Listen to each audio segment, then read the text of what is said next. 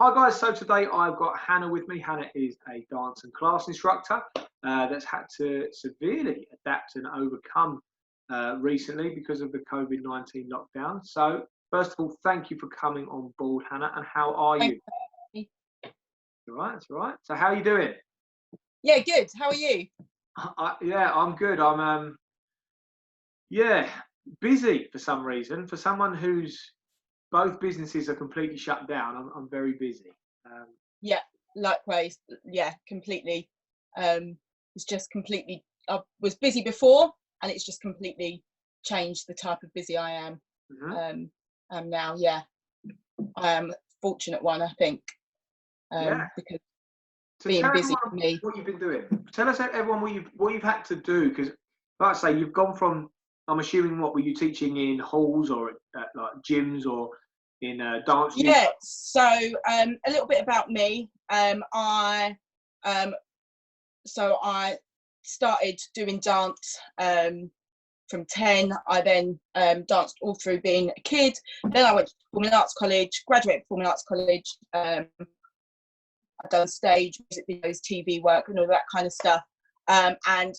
Performers, there's always something, you need a job in between your auditions. So I started working in a pub, which I loved, but also it didn't fulfill me. And one thing I did love doing as I was growing up was working with people, teaching. So I decided to then get some qualifications in dance teaching, and that was it really for me. I just flew. The minute I got my first lesson, it just built and built and built, and I was super fortunate, working 6-7 days a week. I've got my own school, which I run with a friend. I also teach at two secondary schools, one primary school. I teach GCSE dance. I teach at something like 7 other dance schools. I offer workshops. I just like to fill my time, basically. So any little gap I've got, and if anyone gives me opportunity, I am there. I'm teaching, and if I've got an audition or if I've got a performing job, I do that, get cover. But I am so lucky that there's a demand for what I do, and hopefully people think I'm good at my job and ask me back. So I've gone from being 6-7 days a week, and literally overnight, probably the same for you, with everything locking down, I found myself with no work whatsoever, which for me was just the most mind-blowing thing. I mean, I live for work, I live for dance, and for someone to tell me, oh, you can't use the hall because we're in, and it just completely threw me. But I'm one of those people, probably, like, I think it's in sports and performing arts, you've got like an inner drive, and there was no way I was going to do anything but dance during lockdown. I didn't, like, I've got nothing against people that work at Tesco, but I'd probably drive people mad tap dancing down the aisle. That probably would drive people loopy. So how was I going to turn my business into something you could do at home? So I looked at what some of the instructors had done kind of in America, because they were in lockdown before us, and they'd moved on to Zoom.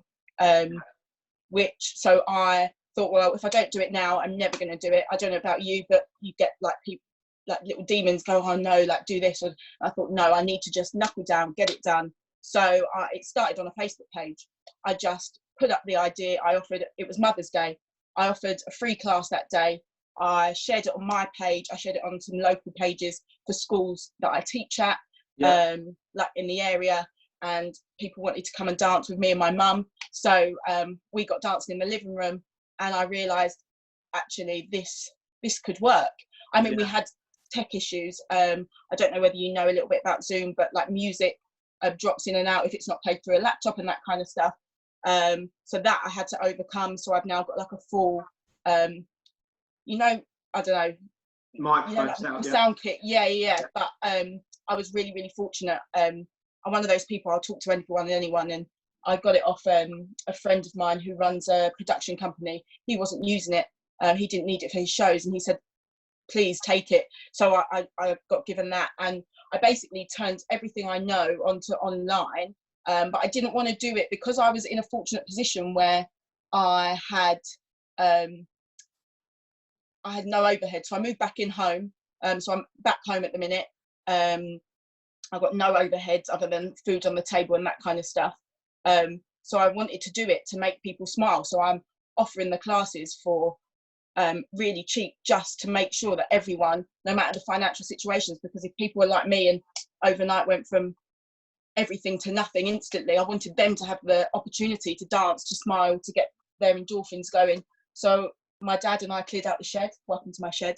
And I teach all of my classes in here, and it's just, you know, to prove that you don't need massive acres of room, a massive hall to have a laugh, to get sweaty, to dance and enjoy yourself. And I've just been really fortunate that people have loved the classes. I've got like a little core group that I didn't even know them before this started, and they backed me 100%. And I'm so lucky that basically every day I get to do what I love.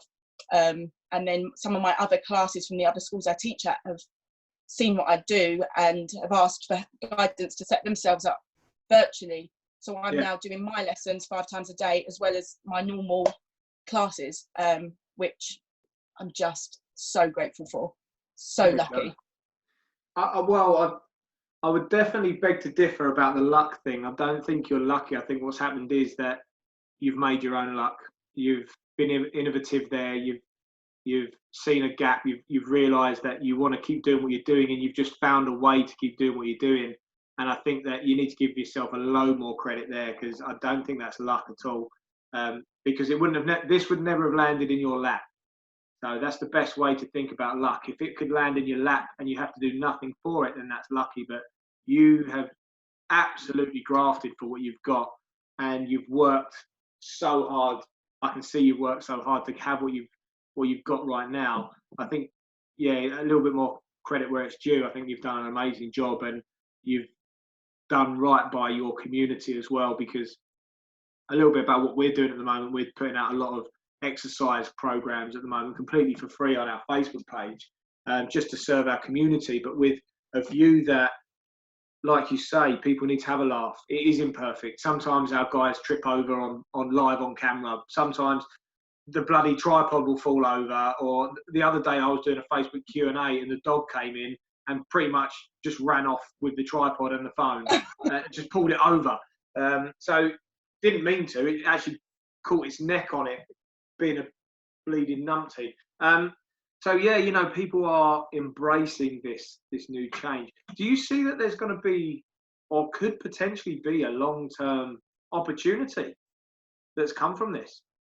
Yeah, I've had so many people say, "Are you going to continue this after lockdown?" And I thrive off of people, off of the energy in the room. That's been my biggest thing, is how am I going to get that across? But I realised that my personality is big enough that it comes across, and people are willing to give it back and chuck it at me through the screen. And people have said, "Are you going to do this after? Because we want to come to your classes." I've got people doing classes from America and Australia and Turkey, and it's just insane. And absolutely, I mean, the thing is, when we go back to normal, some of the schools I teach at potentially won't run anymore, because dance is a luxury. I'm so aware it's a luxury.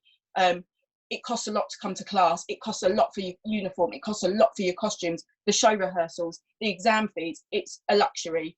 And I'm so aware of that. And there are going to be places I teach that luxury, they're not going to be able to afford. So that school might not be around after this, or it might be, but they might be, culling teachers. Or so for me, once this is all done, it's going to be a bit touch and go with what's around, what's not around. Schools with their funding, are they going to be able to afford to get outside instructors in to bring their knowledge, stuff like that. For me, I'm not going to lie, I sometimes drive for an hour to go to work. So for me to be able to walk from my back door down to my shed, and it's been great.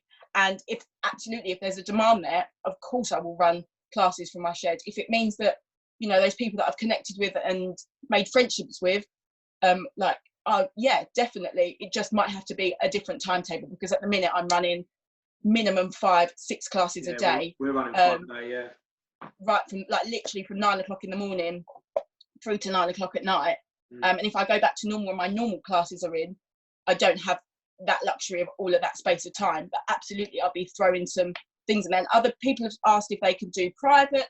People have asked if I can, you know, send over footage of stuff that they've learned. So everything I've taught, I've recorded to then re-record later on to give to them. I suppose you could always do a bump up, couldn't you, where when you do use Zoom, you've got different ways that you can view people.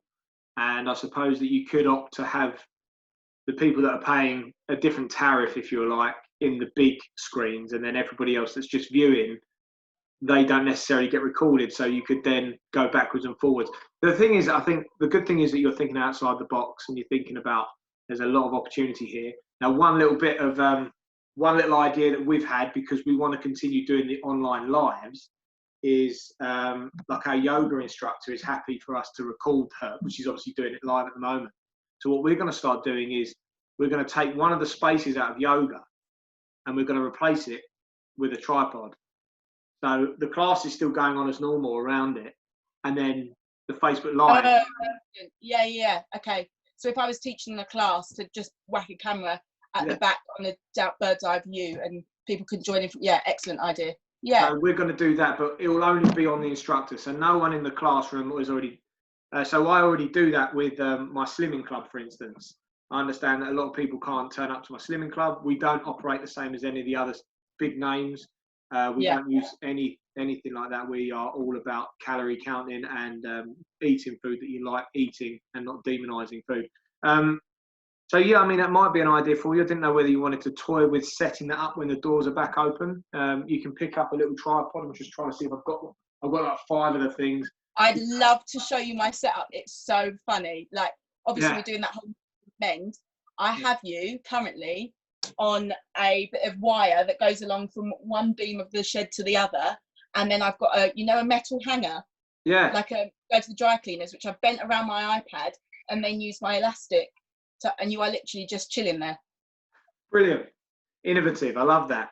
And the good thing about that as well, it takes up no floor space. My tripods, they take up about that much floor space. So those of you that are listening on a podcast, about the same size as 1.5 sheets of A4. So they do take up quite a bit of space, and to have something hanging, that's going to be an absolute godsend. So if we were to go back to when this first started, now you look like you've hit this pretty quickly. You haven't given yourself enough time to have a wobble, which, I've had a couple of wobbles myself, but again, like yourself, we were doing the live classes.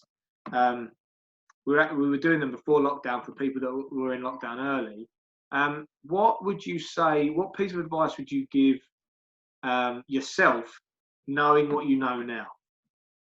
So if I was redoing it all, the advice I would give is go with your gut. Do it, absolutely do it. And I would, before potentially setting up, what I would have done was set the technical side of it up properly. So my first week of running was a bit of a trial and error, because I didn't know about Zoom at all. I mean, I literally downloaded it before my first live class, about 45 minutes before. So I didn't know all the possibilities of things you can do with Zoom. And it's a great bit of software.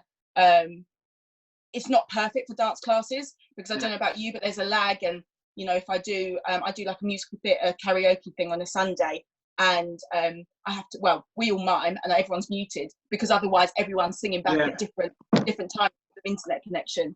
The other bit of advice I'd say is get an Ethernet cable in early, because where everyone was on the internet, that was mental with it dropping in and out, and that would affect lag and stuff.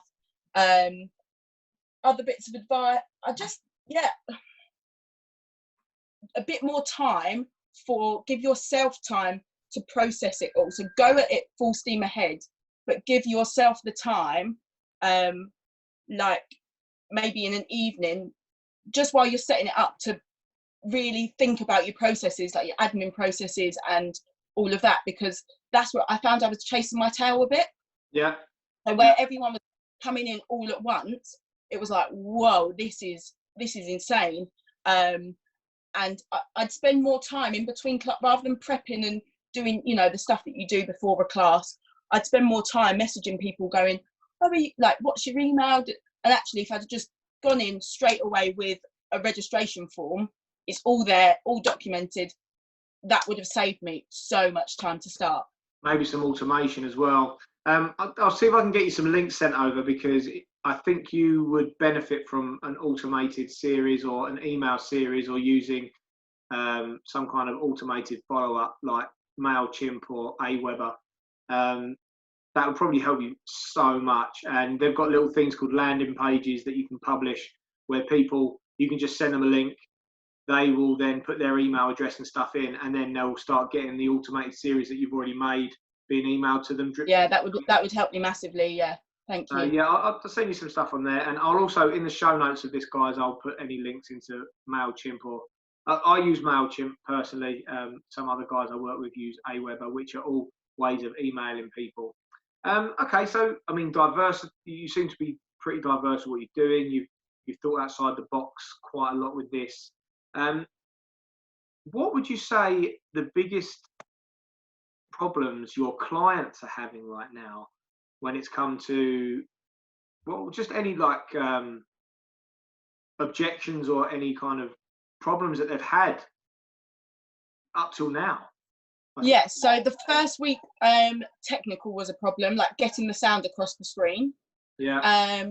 And then from there, really, probably the only problems people have is, you know, if they're in lockdown and they've got kids or whatever, is getting to class on time. Now, I'm a massively laid back person, and I think my group will tell you, I've basically got to know almost everyone, all of their kids, because I run classes from preschool all the way through to adult. I've got stuff for the whole family, and I encourage the whole family to get involved in as many of them as they possibly can. Yeah. And, you know, if adults want to come to, like, for example, my 9 a.m. workout class, and they've got their kids swinging off their arm, I tend to show them or tell them how to use that as their benefit, rather than as a nuisance or a problem. Yeah. But yeah, that's probably, I mean, I've put as many classes in as I possibly can to help people who may not be able to make one time but can make another. But I think that's, you know, that is a problem for people, is their timetable may not be the same as everyone else's. Like, for example, I had a 8 p.m. stretch and reset class, which was set up on week 1. And I put like polls out asking people what times for different classes, and got 8 o'clock. And then when lockdown really hit, and people realised their kids was like waking up a bit later, staying up later, they realised 8 o'clock was a bad time. So we then moved it. And I think I have to be realistic, and I have to be adaptable. Because if it's not working, times aren't working, I have to listen to the community that I'm feeding and say, well, how can I make this better for you? And I think, yes, we've had some problems. You know, people have had their internet down for a couple of days because the whole world is online at the minute. But I think, other than finding the time and you know, not necessarily having the distractions, I think it's pretty plain sailing for people, because I don't really use any equipment. I use Marvin here, who's a little puppet, but they don't need that.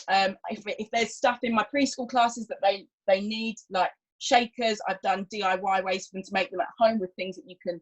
So I've tried to think of all the different ways of stuff that could go wrong for people and make it not a problem. I don't want any of this to be a problem or a stress for people. That's not why it's there. You know, if people can't make the class, I'm not doing it for a profit. Yeah. The class is £1 or less. That's not. Do you know what I mean? So they can have it then later on. If they can't make that class, use it tomorrow for the class. It's no biggie. So I'm trying to make it not. I don't ever want it to be a strain for someone to come dance. And I'm trying to make that not the case. That's amazing. Well, look, you know what? There's a lot of take homes there that I've jotted down here. You'll see me every now and then looking down or looking to the right, and it's not me messing around. It's me jotting down stuff. I've got 2 pads here, as well as an iPad. But I like the fact that having time to process now. I don't think that you need to be in business for this. I think everyone needs to have time to process what's going on. One of the ladies I spoke to earlier was talking about meditation, and I think it's good as well, being able to clear your mind. But whilst things are rife and really in the front of your mind, I think having time to process the document, maybe write down or even have a diary of some description or a journal to go through that and to get it out of your head is very, very important. And I love the fact you're still serving your community, and by the sounds of things, you're pretty much serving the community for, you know, for less than you'd get for stacking shelves at the moment, which is, you know, amazing. You know, I take my hat off to you, I really do, and thank you very much. Keeping me sane. Yeah, keeping you sane. Well, definitely fit. God, 5 hours of dancing a day. Right, we'll be able to do the London Marathon. We'll be able to dance the London Marathon anyway. Just in closing then, what little piece, what can someone do then, because normally I ask for a piece of advice, but you know what, I'm going to go one step further for you. What little thing can a parent do right now? What kind of dance or routine would you say if they're looking to get started? They've got a big family, they all want to do it together. What kind of style would you recommend that they do to get started? So there's a couple of things that I recommend for kids that want to or families that want to give it a go. So one of them is, I don't know whether you've heard of Just Dance. Have you heard of that?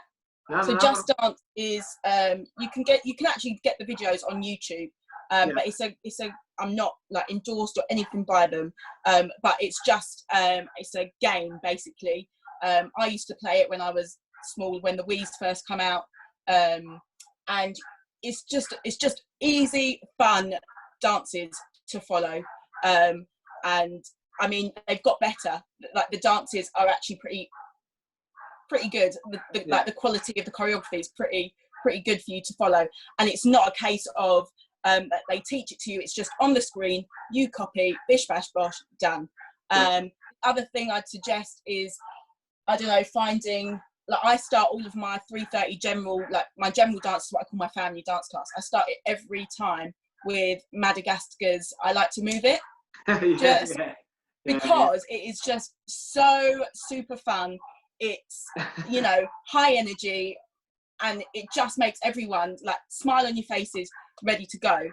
And for me, if I was a parent or I wanted to get my kids involved, I might start with that and then let them pick their favourite songs. Or I do a dance fitness on a Saturday, and I put on all of the, you know, like the YMCA, the Cha-Cha Slide, all of the songs that have got dances to them, and we just put it on and we dance through all of those songs back to back. Great for like a laugh, great for the stamina, and just really good for bonding as a family. I don't know whether you've seen on Facebook and that. Have you seen the people that have made themselves out of glow sticks? They wear black, turn the lights off. That's a fantastic way. Like, dance should be fun. Yes, there is technique to it, but right now in lockdown, you know, it's not. For my technique classes with my regular kids that know what I'm talking about, absolutely it's about technique. But right now it's about staying together as a family, having a laugh, and making memories. At the end of the day, this is probably never ever going to happen for anyone again at all. This is history, and what a fantastic memory it will be for people to say, my mum and dad, they had the best time with me. I had my mum forward rolling the other day. I don't recommend that for everyone, but we were just having a laugh as a family, and that's what it's about, making memories, bonding, having that time all together, and just enjoying ourselves. Yes, there is schoolwork, but mental health, physical health, for me, is as important. I'd say everyone needs to go to sleep with a smile on their face. Indeed. I love that. Well, we're going to close out with that. Have fun, and go to bed with a smile on your face and make memories. I love that. Thank you so much for today. Now, in the show notes here, we will put some information of how to get in contact with Hannah if you do want to get involved in some of her fantastic dance classes. One of the previous people that I actually interviewed is a student of Hannah's as well, and does the sessions, and she puts you down as one of the people that is keeping us sane at the moment. So, you know, if that isn't a big enough recommendation, I don't know what is. Guys, as well, if this interview has resonated with you, if you have enjoyed it, despite what platform you're either listening or watching it on, please press that share button so we can continue helping other people in the same circumstances as yourself. Also, if you'd like to get in contact about maybe even being on the podcast stroke YouTube channel, please do comment in the comments section below, or get in contact with me via my Facebook page or in the comments below. Thanks again for watching or listening, guys, and we'll be seeing you soon. Stay safe.